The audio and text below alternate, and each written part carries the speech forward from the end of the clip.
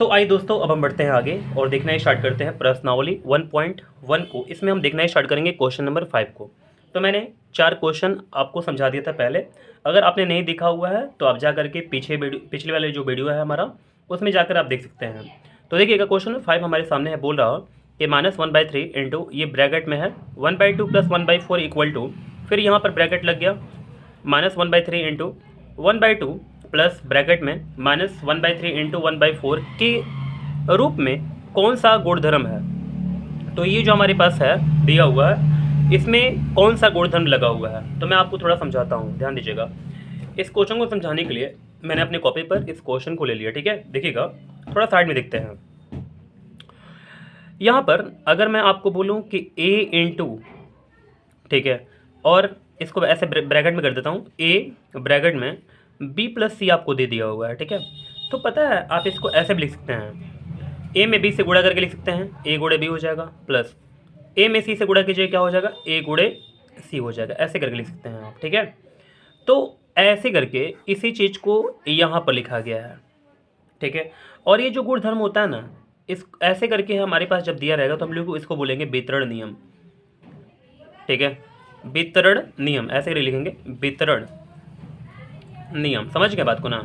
तो देखिएगा, वितरण नियम हमारा हो गया। जैसे आप ऐसे भी अगर कभी भूलेंगे तो आप ऐसे याद कर सकते हैं, जैसे देखिए, ए को बी से वितरण कर दिया गया और ए को सी से भी यहाँ पर ऐसे करके वितरण कर दिया गया, ठीक है। तो बंटवारा हो गया, बंटवारा सिंपल समझते हैं क्या आप, तो ऐसे करके बंटवारा कर दिया गया है इसी के चलते हम लोग बोल रहे हैं वितरण, ठीक है। अगर आपको नहीं याद होगा तो ऐसे करके याद कर सकते हैं। तो ध्यान दीजिएगा, यहाँ पर भी वही काम किया गया, जैसे -1/3 है ना, इंटू 1/2 है, तो इसको हम लोग मल्टीप्लाई कर देंगे तो हमारे पास क्या आ जाएगा, ये वाला चीज़ आ जाएगा। देखिए, -1/3 इंटू 1/2, तो -1/3 इंटू 1/2, फिर -1/3 है जो ना, इसको 1/4 से अगर मल्टीप्लाई करते हैं तो हमारे पास क्या आ जाएगा, -1/3 इंटू 1/4, समझ गए ना। तो ऐसे करके हमारा हो गया, ठीक है। तो देख सकते हैं बीच में प्लस है तो प्लस यहाँ पर लगाया गया है। तो साफ साफ हमसे बोल रहा कि ये कौन सा गुणधर्म को मानता है, ठीक है ना। तो हम लोग बोलेंगे वितरण नियम, ठीक है, ये हमारा आंसर हो जाएगा।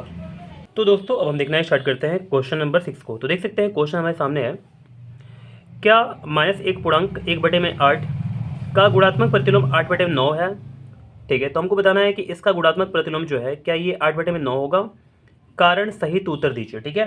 तो चलिए, यहाँ पर हम देखना स्टार्ट करेंगे। आप देख सकते हैं मैंने क्वेश्चन को यहाँ पर ले लिया हुआ, ठीक है। तो सबसे पहले -1/8 है ना, हम लोग कैसे लिख सकते हैं इसको, तो देखिए 8 एकम 8 और 8 में 1 से गुणा कर देंगे, कितना हो जाएगा, 9। तो 9/8, यहाँ माइनस लगा हुआ है तो आप माइनस लगा दीजिएगा, ठीक है। तो -9/8 आ चुका। तो देखिए हम ऐसे लिखेंगे, -9/8 का गुणात्मक प्रतिलोम बराबर क्या हो जाएगा, तो हम इसको पलट देते हैं, ये ना करते हैं जी। तो 8 में क्या हो जाएगा, -9 हो जाएगा, ठीक है। तो 8/-9 हो गया। अब देखिए यहाँ पर बोल रहा है कि 8/9 होगा, तो आप बोलेगा कि यहाँ पर -1/8 का गुणात्मक प्रतिलोम 8/9 नहीं होगा, ठीक है, क्योंकि -1/8 का गुणात्मक प्रतिलोम क्या होता है जी, तो 8/-9 होता है। तो ऐसे करके आप लिख सकते हैं, ठीक है, ये आपका आंसर हो जाएगा, ठीक है। चलिए, उम्मीद करते हैं कि क्वेश्चन नंबर 6 आप अच्छे समझ गए होंगे। तो अब दोस्तों देखते हैं हम लोग क्वेश्चन नंबर 7 को। तो देख सकते हैं क्वेश्चन हमारे सामने है, क्या 3/1/3 का गुणात्मक प्रतिलोम 0.3 है। तो हमको बताना है कि इसका क्या गुणात्मक प्रतिलोम 0.3 है, क्यों अथवा क्यों नहीं, अगर है तो क्यों है और नहीं है तो क्यों नहीं है, हमको ये बताना है, ठीक है। तो चलिए, इस क्वेश्चन को फटाफट हम लोग सॉल्व करना स्टार्ट करते हैं। देखिएगा, इस क्वेश्चन को मैंने इस कॉपी पे ले लिया हुआ है। देखिए, तो सबसे पहले यहाँ पर 3/1/3 जो है ना, इसको हम लोग कैसे लिख सकते हैं, तो 3 तरीका 9, 9 1 10, 10 बटे में क्या हो जाएगा, 3, ठीक है। चलिए, तो अब हम लोग लिखेंगे 10/3 का गुणात्मक प्रतिलोम बराबर क्या हो जाएगा, 3/10 हो जाएगा। ठीक है, या देखिए 3 में अगर 10 से भाग लगाएंगे तो पता है क्या होता है, अगर भाग लगेगा तो देखिए हमारे पास एक जीरो है ना, एक जीरो है तो हम लोग क्या देखेंगे, ऊपर एक अंक देखेंगे, तो यहाँ पर 3 हो जाएगा, एक अंक हमारे पास 3 है, और एक के लिए ऊपर यहाँ पर पॉइंट लगा देंगे और 0.3 हमारे पास हो जाएगा। ठीक है, तो देख सकते हैं हमारे पास 3/10 का मान जो है ना ये कितना आ चुका, यानी कि 0.3 आ चुका। ठीक है, तो आगे हम लोग क्या लिखेंगे, 10/3 का गुणात्मक प्रतिलोम 3/10 होगा। ठीक है, तो ऐसे करके हम लोग इसका आंसर लिख सकते हैं। नहीं तो एक चीज और लिख दीजिए थोड़ा सा, देखिए यहाँ बोला हुआ है कि क्या इतना का गुणात्मक प्रतिलोम इतना है, तो लिखिएगा हाँ। ठीक है, हाँ लिख दीजिएगा, और इसके बाद इसको लिख दीजिए, यहाँ पर बोला है ना कि अगर होगा तो क्यों होगा, या नहीं होगा तो क्यों नहीं होगा, तो हमने हाँ लिख दिया, इस क्वेश्चन का आंसर लिख दिया हाँ, और इतना का गुणात्मक प्रतिलोम ये कारण दे दिया। ठीक है ना, कि इतना का गुणात्मक प्रतिलोम 3/10 होगा। ठीक है, तो चलिए क्वेश्चन नंबर 7 भी उम्मीद करता हूँ कि आप बिल्कुल अच्छे से समझ गए होंगे। तो आइए दोस्तों अब हम देखना स्टार्ट करते हैं क्वेश्चन नंबर 8 को। तो देख सकते हैं क्वेश्चन हमारे सामने है, निम्नलिखित को वितरण नियम की सहायता से हल कीजिए। तो हमारे पास जो क्वेश्चन 2 दे दिया हुआ है, यहाँ पर पहला क्वेश्चन है और ये दूसरा क्वेश्चन है, इन दोनों क्वेश्चनों को हमको वितरण नियम सॉल्व करना है। तो चलिए फटाफट इसको हम लोग सॉल्व करते हैं। यहाँ पर ध्यान दीजिएगा, देखिए क्वेश्चन में पहले पढ़ देता हूँ। तो यहाँ पर -3/4 इंटू मिडिल ब्रैकेट में यहाँ पर दे दिया हुआ है तो 2/3 प्लस स्मॉल ब्रैकेट -5/6। ठीक है, तो चलिए वितरण नियम से फटाफट सॉल्व करते हैं। देखिएगा यहाँ पर लिख सकते हैं हम लोग वितरण नियम से, वितरण नियम से। ठीक है, देखिए हम क्या करेंगे, यहाँ पर -3/4 लिख देंगे पहले, और इंटू है ना तो यहाँ पर इंटू कर देंगे 2/3 के साथ। ये हमारा काम पहला हुआ। फिर यहाँ प्लस दे दिया हुआ तो मैं प्लस कर दूंगा। फिर -3/में में क्या है, 4 है, तो -3/में 4 हो गया, इंटू यहाँ पर हमारे पास क्या है -5/6 है, तो मैं इसको रख दूंगा ऐसे करके। ठीक है, अब चाहें तो यहाँ पर ऐसे करके बड़ा ब्रैकेट से या मिडिल ब्रैकेट से आप क्लोज कर सकते हैं। तो चलिए मिडिल ब्रैकेट लगा देते हैं फटाफट ऐसे करके, कोई दिक्कत नहीं है। चलिए आगे बढ़ते हैं। तो यहाँ पर देखेंगे तो यहाँ पर 3 से 3 कट जाएगा तो -1 बचेगा यहाँ पर। ठीक है, 2 दूनी का क्या हुआ तो 4 हो जाएगा। और यहाँ पर इस ब्रैकेट को थोड़ा तोड़ करके आगे बढ़ते हैं तो -1 है, यहाँ पर ऊपर कुछ बचा नहीं है, -1 हो जाएगा, बटे में क्या है हमारे पास 2 है, तो इतना तक हो गया। प्लस यहाँ पर मिडिल ब्रैकेट ओपन, -3/4 हो गया, और इंटू यहाँ पर क्या हो गया -5/6 हो चुका। ठीक है, तो मिडिल ब्रैकेट से इसको क्लोज कर देते हैं, 3 दूनी का 6 यहाँ पर कैंसिल हो जाएगा। ठीक है, अब इसमें कोई कैंसिल नहीं होगा, तो आगे बढ़ते हैं। -1/2 प्लस, देखिए अब गुणा कर लेते हैं फटाफट। ठीक है, माइनस यहाँ पर क्या है -1 हमारे पास है ना, और यहाँ पर क्या है, यहाँ पर -5 हमारे पास है, तो 5 में 1 से गुणा करते हैं तो 5 आता है, और माइनस माइनस मिलकर क्या हो जाएगा प्लस हो जाएगा। और नीचे क्या बचा हमारे पास 4 और 2 बचा हुआ है, तो 4 में 2 से गुणा कर लेंगे 8 आ जाएगा हमारे पास। ठीक है, यहाँ तक बात समझ गए। देखिए तो अब हम क्या करेंगे, इस दोनों का लसा निकालेंगे, तो हमारे पास लसा क्या आ जाएगा 2 और 8 का लसा निकालेगा तो 8 आ जाएगा। फिर 8 में 2 से भाग लगाते हैं तो 4 आएगा, 4 में -1 से गुणा करते हैं तो -4 आ जाएगा, प्लस 8 में अगर 8 से भाग देते हैं तो क्या आ जाएगा 1 आ जाएगा, 1 में 5 से गुणा करेंगे तो 5 आ जाएगा। ठीक है, तो चलिए -4 है प्लस 5 है, तो अगर हम इसको सॉल्व करते हैं, मैंने आपको सॉल्व करना बताया था, तो देखिए यहाँ पर 5 है और यहाँ पर -4 है ना, तो इसको हम लोग अगर सॉल्व करते हैं तो हमारे पास क्या आ जाएगा माइनस, यहाँ पर +1 आ जाएगा। +1 लिखेंगे चाहे लिखें कोई फ़र्क नहीं पड़ता है, तो यहाँ पर 1 लिख देते हैं ओनली, और बटे में क्या हो जाएगा 8, ये हमारा आंसर हो गया। ठीक है, तो चलिए अब हम बढ़ते हैं आगे और देखते हैं यहाँ पर सेकंड नंबर क्वेश्चन को। तो देखिए इसको भी वितरण नियम सॉल्व करना है, तो लिखेंगे यहाँ पर वितरण नियम से। पता नहीं क्यों मैं पहले बी के बाद पता है र लिखने को त लिखने को तो र लिख देता हूँ, यहाँ पर भी मिस्टेक, यहाँ पर भी मिस्टेक, पीछे भी मिस्टेक, हर जगह मिस्टेक। ठीक है ना, तो चलिए तो वितरण नियम से ऐसे करके। ठीक है, तो चलिए यहाँ पर हमारे सामने क्वेश्चन है, तो मैं ऐसे करके लिखूँगा 5/6 इंटू यहाँ पर -2/5 है ना, तो -2/5 यहाँ पर माइनस है, ध्यान दीजिएगा, फिर प्लस हो जाएगा, यहाँ प्लस है ना तो प्लस हो जाएगा 5/6 फिर से, और इंटू क्या हो जाएगा 3/10 हो जाएगा। ठीक है, चलिए आगे बढ़ते हैं। यहाँ पर हम लोग कैंसिल भी कर सकते हैं। यहाँ पर 2 3 6, तो यहाँ पर ऊपर क्या आ गया -1 आ गया। 5 से 5 कैंसिल कर देंगे और 5 दूनी का यहाँ पर क्या हो जाएगा 10 हो जाएगा। 3 दूनी का 6, ये पर तो बहुत मस्त कटा है ना, सारा कैंसिल हो जाएगा। यहाँ पर -1 ऊपर बच चुका है और यहाँ पर नीचे 3 बचा हुआ है, प्लस ऊपर 1 बचा हुआ है, नीचे 2 दूनी का 4 हो गया है ना। तो चलिए दोनों का लसन निकाल लेते हैं। 12 आ जाएगा, 3 चौका 12। ठीक है, 12 में 3 से भाग लगाएंगे तो 4 आ जाएगा। 4 माइनस में 1 से गुणा करेंगे तो -4, प्लस 12 में 4 से भाग लगाएंगे तो 3 आएगा। 3 में 1 से गुणा करेंगे तो 3 आ जाएगा हमारे पास। ठीक है, चलिए -4 और +3 कितना होता है, तो -1/12 हो जाएगा। ये हमारा आंसर। तो देख सकते हैं दोस्तों, हमने वितरण नियम से इन दोनों क्वेश्चनों को सॉल्व कर दिया हुआ है। उम्मीद करते हैं कि क्वेश्चन नंबर 8 का पहला और दूसरा आपको बिल्कुल अच्छे समझ में आ गया होगा। तो आइए दोस्तों, अब हम बढ़ते हैं क्वेश्चन नंबर 9 की ओर। आप देख सकते हैं हमारे सामने क्वेश्चन है कि निम्नलिखित कॉलम अ को कॉलम ब के उचित नियम से मिलाएं। तो हमारे पास कॉलम अ है और यहाँ पर हमारे पास कॉलम ब है। तो देख सकते हैं हमारे पास उदाहरण यहाँ पर दे दिया हुआ है और यहाँ पर हमारे पास नियम दे दिया हुआ है। ठीक है, कॉलम अ में उदाहरण और कॉलम ब में नियम दे दिया हुआ है। ठीक है, तो जो उदाहरण है उसको सही से हमको नियम के साथ मैच कराना है। ठीक है, तो चलिए फटाफट हम मैच कराते हैं। तो मैच कराने से पहले मैं आपको कुछ समझाऊंगा। ठीक है, आप देख सकते हैं मैंने बहुत सारी चीज़ों को यहाँ पर लिख लिया हुआ है। ठीक है, तो देखिए अगर आपके पास ऐसे करके दिया रहेगा a+b और फिर लेफ्ट में a+ दे दिया और राइट में दे दिया आपका b+a, यानी कि इसको एक्सचेंज कर दिया, अदला बदली कर दिया है ना। b को पहले लिख दिया, a को बाद में लिख दिया, ये आप देख सकते हैं ऐसे करके। तो इस नियम को बोलते हैं हम लोग, यानी कि योग का क्रम विनिमय नियम, यानी कि क्रम को बदला जा रहा है ना, बदल करके ऐसे लिखा जा रहा। तो योग का क्या हो जाएगा, क्रम विनिमय नियम। अगर यहाँ पर जोड़ दिया रहेगा तो हम लोग बोलेंगे योग का। ठीक है, अगर ऐसे करके गुणा दिया रहेगा, जैसे देखिए a गुणे b है ना, तो बराबर क्या कर दिया, यहाँ पर b गुणे a कर दिया, तो इसको हम लोग बोलेंगे कि गुणा का क्रम विनिमय नियम। ठीक है, ये बात आप समझ गए होंगे लगभग। ठीक है, अब देखिए यहाँ पर अगर दिया रहेगा आपके पास a+b और फिर इसके बाद इस दोनों को ब्रैकेट में कर देगा और फिर +c, और इसको हम लोग ऐसे करके अगर लिखेंगे, देखिए इसमें से a को बाहर निकाल दिए और b+c जो दिया था ना लास्ट में, इसको हम लोग ब्रैकेट में डाल देंगे।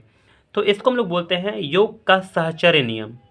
ठीक है, ध्यान दीजिएगा, इसमें योग है ना, हर जगह आपको मतलब जोड़ आपको मिलेगा देखने को। तो यहाँ पर हम लोग बोलेंगे योग का साहचर्य नियम। ठीक है, ऐसे करके योग का साहचर्य नियम अगर समझ गए होंगे तो एक गुणा का साहचर्य नियम आता है। ठीक है, देखिए जैसे a गुणा b हो जाएगा और इसको ब्रैकेट में कर देगा, गुणा c बराबर क्या करेगा, a को बाहर निकाल देगा गुणा और इस दोनों को गुणा करके ब्रैकेट के अंदर लिख देगा। तो इसको हम लोग बोलेंगे गुणा का साहचर्य नियम। ठीक है, ये भी बात समझ गए होंगे आप। अब देखिए यहाँ पर आपका a+b इक्वल टू क्या हो जाएगा, c हो जाएगा। तो इसको हम लोग बोलेंगे क्या, यानी कि संवरक नियम बोलेंगे। क्या बोलेंगे, a+b यानी कि दो चीज़ों को अगर जोड़ करके हम लोग दोनों चीज़ों को जोड़ करके अगर हम लोग कुछ लाते हैं और वो जो लाते हैं उसको हम लोग c बोल रहे हैं, तो इसको हम लोग बोलेंगे क्या, यानी कि संवरक नियम बोलेंगे। ठीक है, कोई दिक्कत नहीं आपको।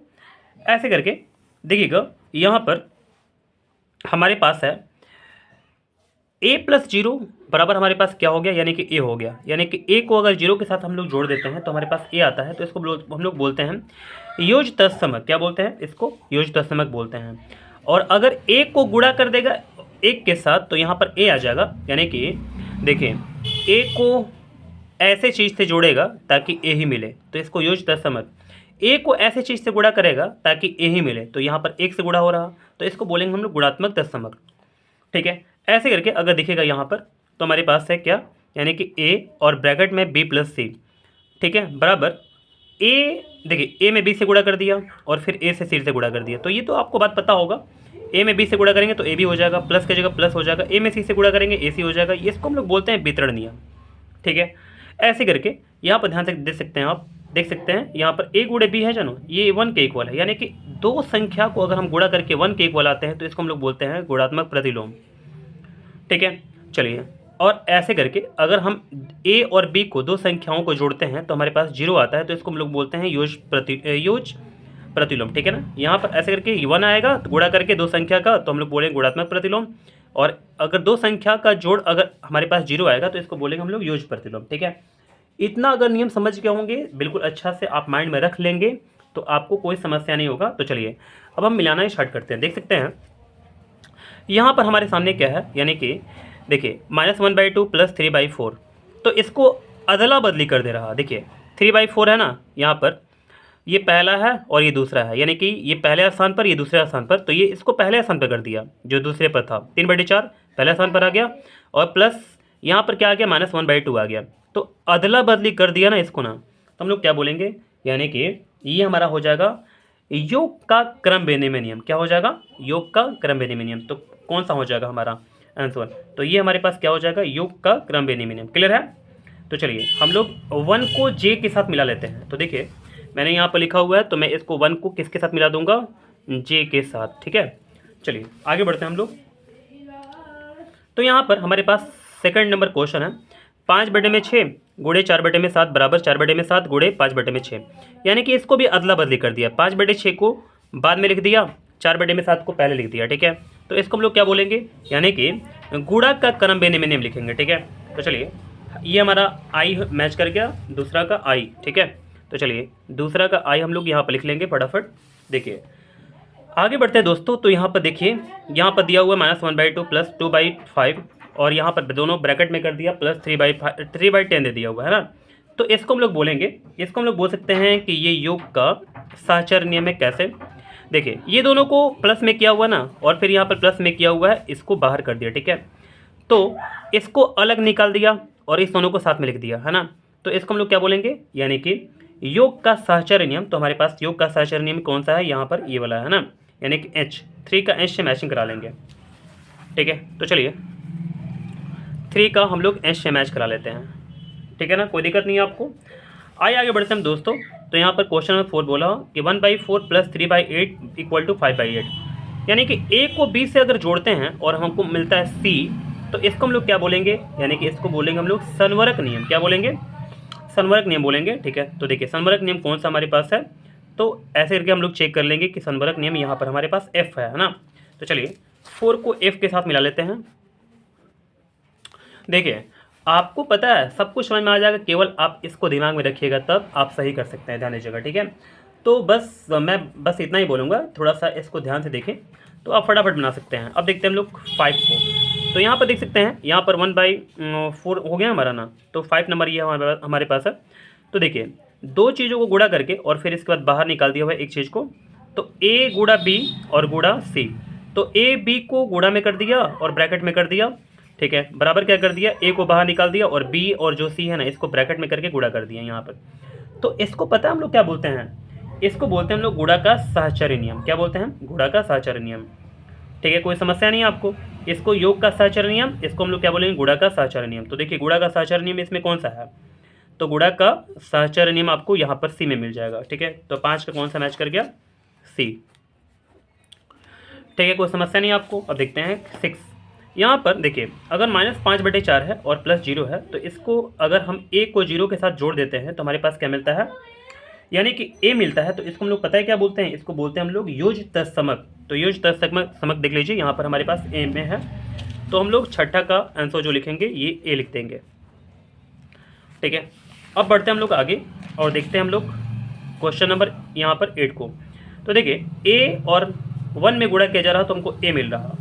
ठीक है, अगर A को 1 से गुणा करते हैं तो A मिलता है, तो इसको हम लोग बोलते हैं क्या, यानी कि गुणात्मक तत्समक।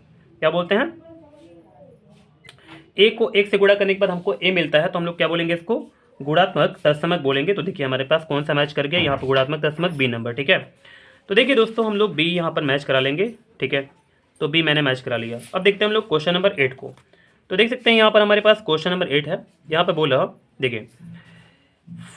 देखिए अगर 5/2 है यहाँ पर और इंटू है, ब्रैकेट में दे दिया 1/3 प्लस 2/5।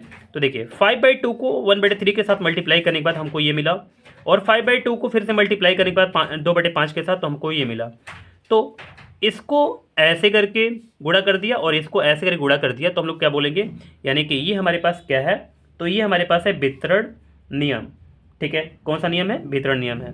तो देख सकते हैं हमारे पास वितरण नियम कौन सा है, यानी कि ई है ना। तो चलिए ई नंबर इसको दे देते हैं हम लोग। ठीक है, अब आगे बढ़ते हैं, हमारे पास 2 क्वेश्चन और बचा हुआ है। तो 5/3 इंटू 3/5, यानी कि A को अगर B के साथ गुणा करते हैं तो हमारे पास क्या मिलता है, यानी कि 1 मिलता है। तो A को B के साथ गुणा करने के बाद 1 मिलता है, तो इसको हम लोग क्या बोलते हैं, यानी कि गुणात्मक प्रतिलोम बोलते हैं। ठीक है, देखिए प्रतिलोम मतलब समझते हैं, यानी कि उल्टा। ठीक है, तो उल्टा आप देखेंगे यहाँ पर 5/3 है ना, तो 5/3 को उल्टा कर दीजिए, 3/5 हो जाएगा और इसको गुणा कर दीजिए, तो क्या मिलेगा, यानी कि 1 मिलेगा। तो इसको हम लोग क्या बोलते हैं, यानी कि गुणात्मक प्रतिलोम। गुणा करके यानी कि ये जो हमारे पास है ना, इसका प्रतिलोम कीजिए, तो प्रतिलोम कीजिएगा तो यहाँ पर पलट जाएगा ये, और दोनों को गुणा करके हमारे पास जो मिलेगा वो हमारे पास क्या मिलेगा, 1 के इक्वल होगा। तो इसको गुणात्मक प्रतिलोम बोलेंगे, और गुणात्मक प्रतिलोम हमारे पास कहाँ पर है, मैचिंग करता है यहाँ पर जी। ठीक है, तो चलिए फटाफट इसको जी हम लोग दे देते हैं। चलिए अब देखते हैं हम लोग यहाँ पर 10 नंबर को, तो -7/4 + 7/4, तो इस दोनों को जोड़ने के बाद हमारे पास 0 मिल गया, तो इसको बोलेंगे हम लोग योज्य प्रतिलोम। क्या बोलेंगे, योज्य प्रतिलोम। ठीक है, तो चलिए योज्य प्रतिलोम हमारे पास डी है, तो मैं इसको डी कर देता हूँ। तो इसी के साथ हमारा एक्सरसाइज 1.1 जो है ये कंप्लीट हो गया। उम्मीद करते हैं कि सारे क्वेश्चन आपको समझ में आ गए होंगे। किसी प्रकार का कोई समस्या होने पर आप मुझे कमेंट करें, मैं आपके सारे डाउट्स को क्लियर करना चाहूँगा। ठीक है, तो चलिए दोस्तों अब मिलते हैं अगले एक्सरसाइज में।